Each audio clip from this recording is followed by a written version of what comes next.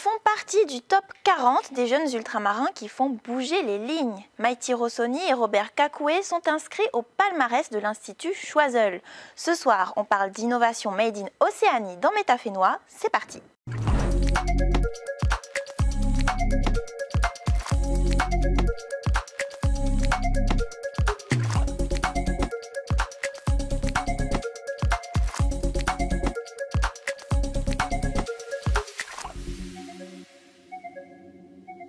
Alors, il fait lui aussi partie de ce top 40. Nous avons rencontré un entrepreneur venu de Nouvelle-Calédonie, Robert Kakoué. Regardez. Je m'appelle Robert Kakoué, j'ai fondé Nakupa, qui veut dire Nature et Culture du Pacifique. À la base, c'est une entreprise qui valorise les entrepreneurs du Pacifique, les Pacifica, comme je les appelle. L'idée, c'est parti d'un constat qu'en fait, on a souvent du mal à se mettre en avant, à se promouvoir quand on a des projets, quand on est du Pacifique.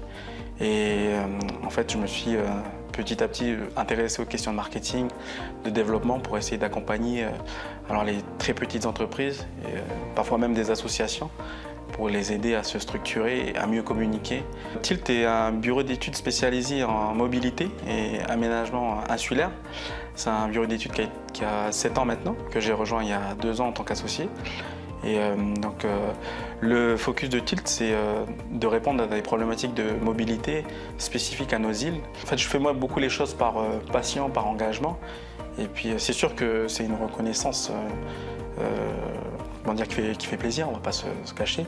Mais au-delà de ça, c'est plutôt l'opportunité de mettre en lumière un peu les sujets des îles, des Outre-mer de manière générale. Dans les îles, il se passe aussi des choses, il y a des choses à faire intéressantes. Et puis c'est pas parce qu'on est perdu au milieu du Pacifique que on ne peut pas innover et puis avoir des bonnes idées. Moi, en fait, ayant eu un parcours avant dans l'administration, je me suis rendu compte que souvent on calquait des solutions qui venaient du continent, de grands pays, qui n'étaient pas forcément adaptés à nos réalités, petits marchés, insulaires, isolement. Et du coup, c'est pour ça qu'à un moment donné, je me suis dit pourquoi ne pas essayer de proposer des solutions qui soient beaucoup plus taillées pour nos réalités. Alors c'est vrai que depuis la crise, la situation est compliquée en Calédonie. Je pense que le monde entier a vu ce qui s'est passé, les événements compliqués qui ont eu lieu l'année dernière.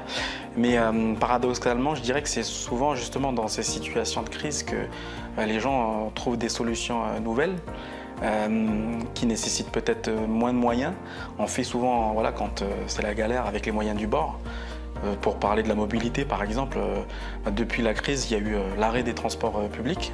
Là-bas, on a un réseau qui s'appelle le réseau Taneo, qui a été complètement à l'arrêt pendant quasiment plus de 6 mois.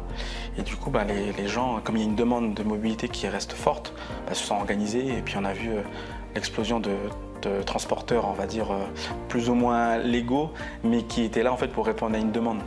Et donc, je parle d'innovation, moi, dans ce cadre-là, même si on n'est pas forcément dans un cadre habituel, parce que, pour moi, l'innovation, c'est ça, c'est répondre par des moyens originaux à des besoins des gens.